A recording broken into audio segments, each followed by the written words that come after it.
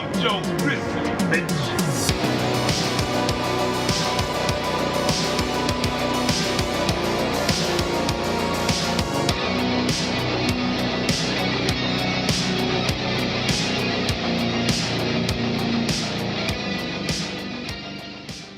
What up, Militia? I'm Joe Grizzly, and when I'm not going on a bloody crusade for revenge against the cult that took everything from me, I'm at the Grizzly Cave, watching movies, reading comics, listening to metal, and of course, crushing beers.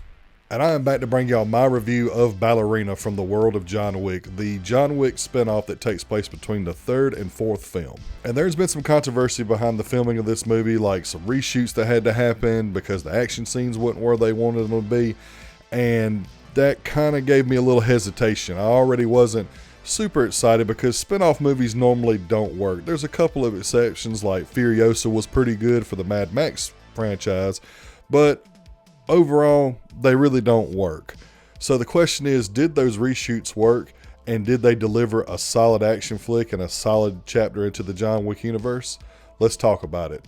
This is Grizzly Grade Reviews.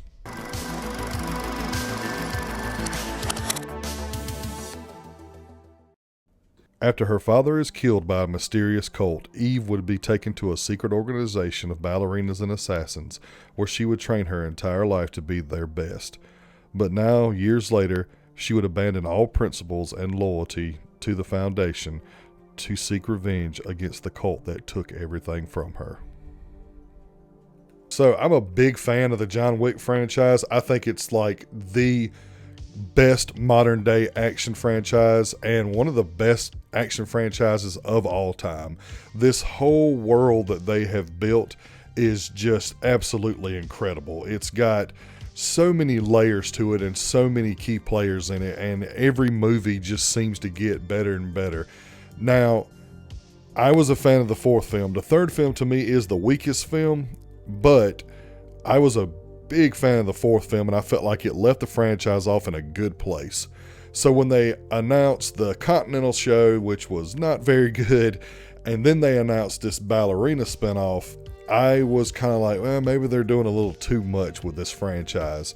And then they had the issues with the reshoots and stuff like that, and I just thought that this was just going to be just an okay movie. It wasn't going to be anything spectacular.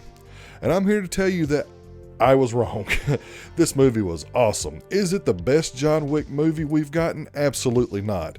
But I do believe that it is better than the third film, and I was very, very satisfied with what they delivered. So let's talk about it.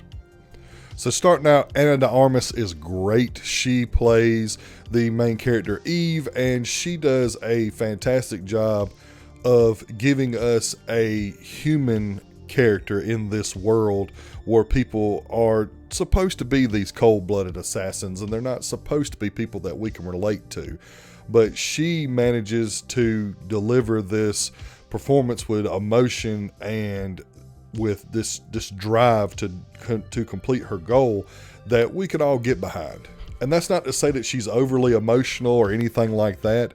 It just means that from my perspective, that where John Wick is a character that you do get to see emotion with, this character is similar to that, but like the female version, if that makes any sense. Only whereas John Wick is the no nonsense, I'm here to do what I'm going to do, and there's nothing that you could do to stop me. She, on the other hand, is driven by her conviction to seek revenge against these people who literally destroyed her entire life. And all these principles from the people who took her in and taught her everything that she knows, she throws them into the wind, not carelessly, but she eventually says, this problem that I have been dealing with my entire life supersedes anything that they've done for me, come hell or high water. And it was something that I believe was very relatable, because if anyone had the means to right the wrongs that's been done to them, everyone would do it. I want to really commend her on her fantastic stunt work, because this was a very, very physical role, and Ana de Armas is kind of a tiny lady, so the way that she gets thrown around in this movie and all the physical stuff that she does to make this stuff look believable. The choreography is absolutely fantastic, and that's something that we have always expected from the John Wick franchise. And that's why I was really, really hesitant when I heard that they had to bring in some reshoots because the action scenes wasn't what they wanted it to be. It wasn't up to par for this franchise. Now, that this movie was going to be like the second black eye that this franchise gets, because the Continental was not good at all and it was very unnecessary. So that kind of gave this franchise an unnecessary black eye. So we really didn't need that. And I'm here to tell you that what they did with those reshoots, along with the choreography that they trained her in, was absolutely phenomenal. And not only is it phenomenal, there might be some of the best action scenes in the franchise in this movie.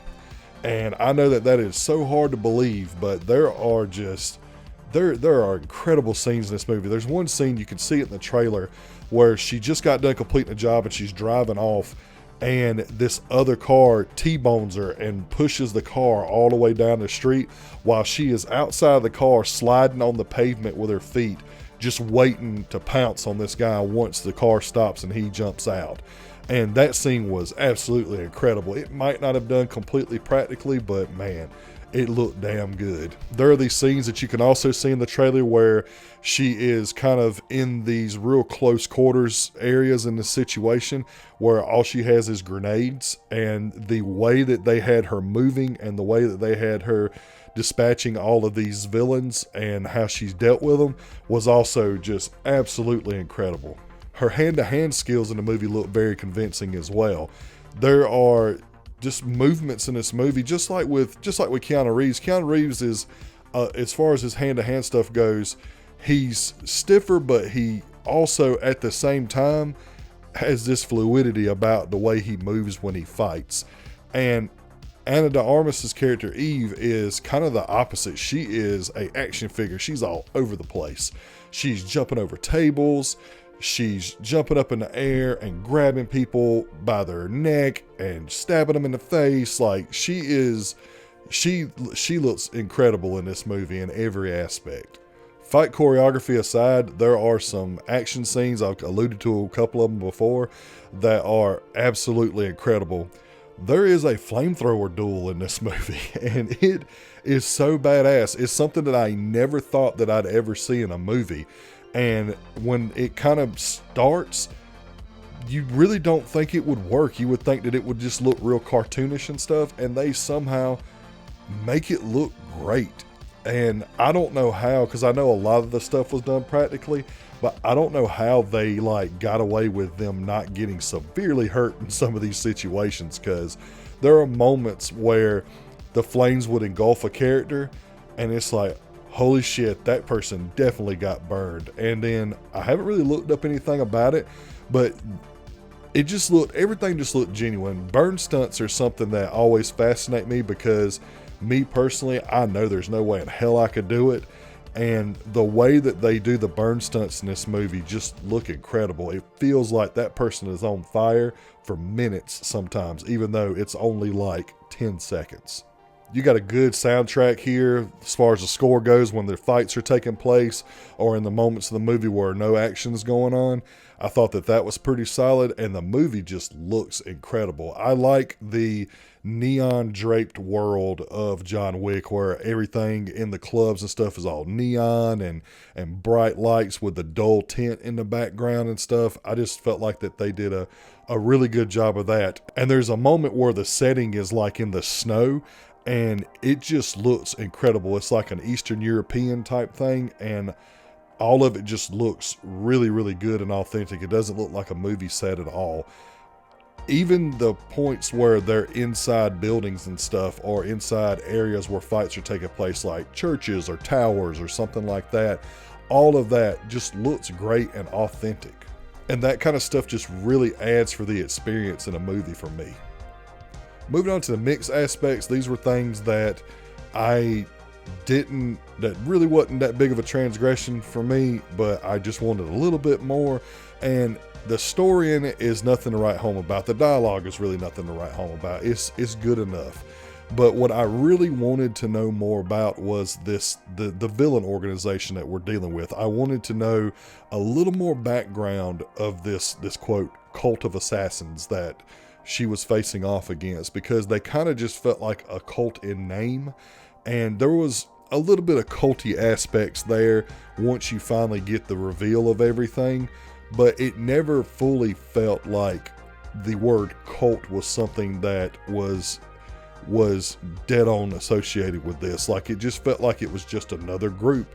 The only thing that really like solidifies that they're a cult is the fact that this guy has so many followers, and they're all like everyday people living in this one village. And this one village, the entire village is a cult, and they're dedicated to him, whether it be teenagers, families, or anything. They're all dedicated. They're just living their lives until he calls upon them. And that was really the only cult aspect that we got from it. I wanted just a little bit more backstory about how this was formed, what separates them from all the other organizations other than that one big deal that I just mentioned. And we never really get that. So Norman Reedus is in this movie, and for the little bit that he does, it was decent, but I just wanted more with his character. The moment that we kind of meet his character, it's over before it even gets started. And it was something that I felt like didn't really hold the movie back for me, but it would have definitely made the movie better if they would have just explored his character a little bit more. Moving on to the negatives, I think the one thing that really held this movie back, and it's something that holds back all the John Wick movies, is we do get a lot of action, and I love a lot of killer no filler, but I do want a little bit more story to go along with it. And we do get a kind of like build up story to the events in the movie, but it did feel like that the build up story was a little bit too long compared to what we have gotten in other John Wick movies. It felt like they spent half of the movie on the build up story and then the other half on the journey to her revenge. And that was something I felt like, although it didn't like make the movie feel extra long, it did slow the movie down a little bit for me. And probably the weakest thing about the movie is the villain. The main villain, the cult leader, and I don't even remember his name, is probably the weakest villain that we have dealt with in the John Wick universe. He just wasn't very fleshed out. He was kind of just a guy that everybody was subservient to.